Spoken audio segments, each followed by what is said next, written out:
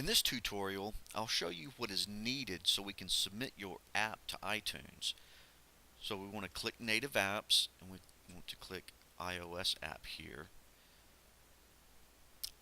But before we do that, let's talk about Apple's requirements and expectations. In order to have your app listed in iTunes, Apple requires an Apple developer account, which costs $99 per year. And in order to make things easier for you, we collect the $99 fee from you, then open an Apple developer account on your behalf. We then submit your app on your behalf so you don't have to jump through all the technical hoops Apple requires during app submission. Now, with that being said, Apple does not guarantee every app submitted for approval will be approved. If for some reason they do not approve your app at first, they will tell us what the problem is, and together we can almost assuredly fix the issue, then resubmit the app. So please review their app submission guidelines here, where it says App Store Review Guidelines, just to make sure your app does not flagrantly violate any of their guidelines right off the bat. So now that that's out of the way, submitting your app to iTunes or letting us submit it to iTunes is really quite easy. All this information up here, this first information is information we need in order to create an Apple developer account in your name. And one thing I want to tell you about this first name is in the App Store, you will see the app name, and then under that there will be a name like produced by or developed by, that sort of thing.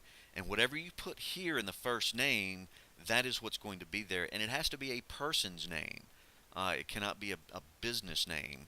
If, for whatever reason, you do want to make this app under a business instead of a personal name, then you will have to jump through all the hoops in order to get your own developer account. And it's not exactly easy. So if you can actually if you're okay with the app being attributed to your first and last name or whoever's name you want it to be, that's the route I would go.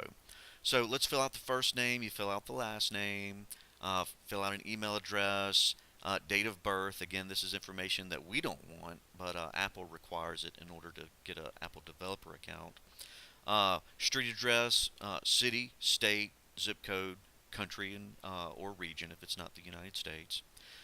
You want the title of your app here, and a description, much longer description of your app here. Keywords, if you choose to have keywords for your app. Choose the language that you want. Select the category, and then right here the icon. And the icon that you upload has to be 1024 by 1024. If it's off by 1 pixel, the system will not allow you to upload it. So it has to be 1024 by 1024. I would suggest uploading, because this icon here is what will be on the user's home screen. So you can use this icon that's here. I would probably not do that because that doesn't represent your app, but you could use it if you wanted to. I would create an icon. Now these splash screens, you can use our splash screens. There's really no reason why you couldn't or shouldn't. If you want to create your own custom splash screens, you can do that as well. Just bear in mind that the dimensions are right here for each screen, and they have to be exact. So once all this is done, just click Save.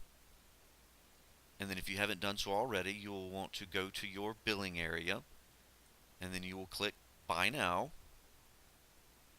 and then you will fill out your information, and we will charge you $99. We call it a setup, but that's not really a setup. That's going to go to Apple, and then $42.95 a month per year going forward. And then every year we will send you an invoice for $99 to continue your Apple developer account. That is if you want to continue having your app at the App Store. And just like before, if you have any questions whatsoever, always you can click Support, ask your question, and we will get back to you in lightning speed.